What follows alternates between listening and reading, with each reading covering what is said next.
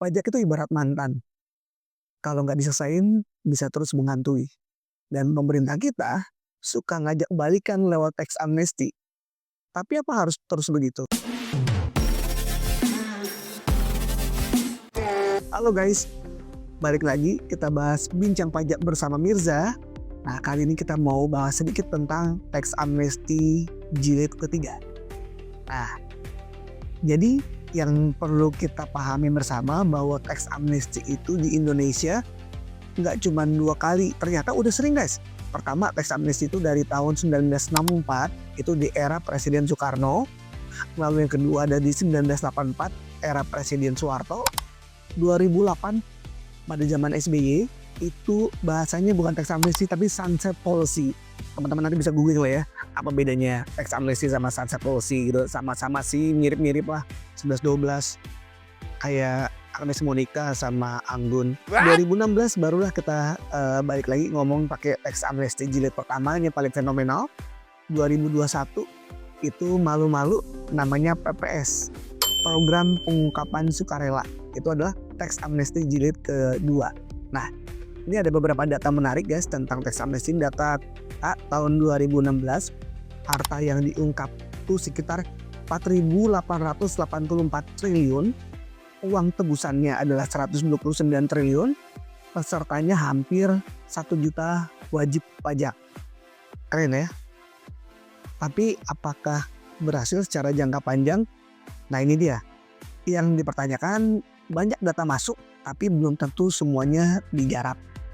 Nah, S 2021 juga dibilang cukup ya agak sepi guys dibanding ekspektasi yang diharapkan oleh pemerintah pada waktu itu.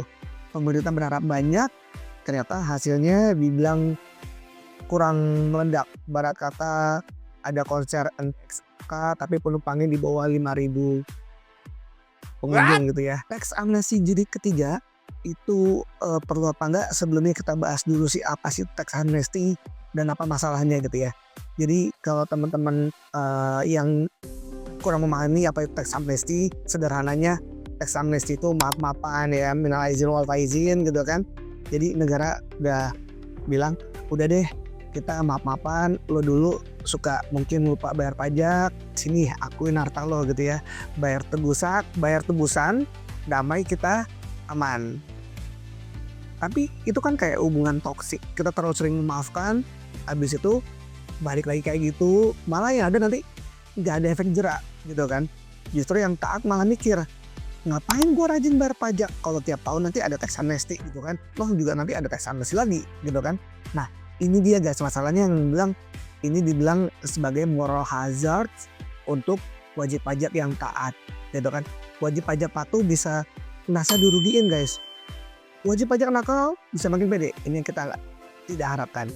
Nah, jadi kalau untuk tax amnesty sendiri sebenarnya di compare dengan compliance wajib pajak bagaimana sih kondisinya? Yang pertama adalah kita lihat dulu guys fakta-fakta di lapangan bahwa di Indonesia dari 270 juta penduduk Indonesia, ternyata yang punya NPWP baru 80 juta penduduk yang punya NPWP.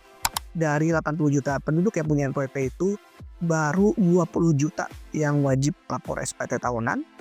Dari 20 juta itu hanya 86% yang benar-benar lapor SPT tahunan. Dan laporannya berapa enggak itu urusan kedua gitu ya.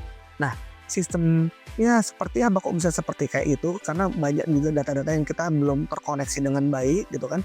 Belum juga bagaimana data-data dari luar negeri belum sepenuhnya bisa dimanfaatkan. Nah, karena kita self assessment berarti kan kita lapor dulu sendiri nih, wajib pajak lapor sendiri, baru nanti kalau bisa dianggap tidak benar oleh Ditjen Pajak maka itu ada pemeriksaan. Jadi counterbalance-nya itu adalah dengan pemeriksaan wajib pajak. Nah, itulah yang membuat kita menjadi masalah karena pemeriksaan itu paling cuman berapa persennya dari jumlah wajib pajak yang melaporkan SPT gitu kan. Jadi nggak semua SPT tahunan yang telah tersubmit itu akan diperiksa, enggak. Jadi karena memang keterbatasan sumber daya, tenaga dan waktu gitu kan, jadi dipilihlah secara sampling yang ada pemeriksaan tadi. Nah, kita nih di konsultan pajak tuh sebenarnya instead of ada tax amnesty jilid 2, jilid 3, jilid 5 itu udah kayak serial tersanjung guys sampai jilid 7 gitu kan. Kita lebih sepakat pemerintah itu segera membentuk namanya Badan Penerimaan Negara gitu ya, BPN, dan dengan adanya BPN itu diharapkan adanya reformasi dari sisi IT, bagaimana pelaporan perpajakan itu bisa lebih mudah, simplifikasi, dan juga administrasinya juga lebih oke lah dari sisi government gitu kan. Dan juga sanksi tegas gitu kan, sanksi tegas bagi yang tidak juga taat setelah adanya pasca tax amnesty jilid kedua kemarin gitu kan. Kalau enggak ya gitu-gitu aja terus gitu kan, ngapain batin tiap tahun akhirnya berulang. Tax amnesty jilid 3 sebenarnya butuh apa enggak gitu kan, ya tergantung gitu kan. Jadi kalau misalnya kita gunakan tax amnesty jilid 3 itu untuk alat untuk membuat wajib pajak jangka panjang, yes, we need that. Untuk bangun sistem kepatuhan dibarengi dengan reformasi administrasi yang kita kemarin sudah bahas-bahas. Ada core tax, nanti ada core apalagi, ada hardcore dan lain-lain gitu kan. Itu sangat butuh guys. Dengan adanya tax amnesty nanti tentunya ada input data dan juga ada perbaikan dari administrasinya gitu kan. Wow, kalau kita sih senang-senang aja sebagai konsultan gitu kan, dengan adanya tax amnesty berarti kan ada cuan buat kita kan gitu. Nah, tapi jadi masalah kalau misalnya ada tax amnesty hanya sebagai shortcut bagi pemerintah untuk mengejar target penerimaan negara tahun ini. Ya memang kita tahu pemerintah sedang was-was karena ekonomi ini slowing down gitu kan. Juga disinyalir nanti pertumbuhan penerimaan perpajakan itu tidak seperti yang diharapkan. Makanya nanti jualan maaf-maafan ke wajib pajak besar kan gitu. Nah, menurut data APBN 2025 target pajak kan makin tinggi.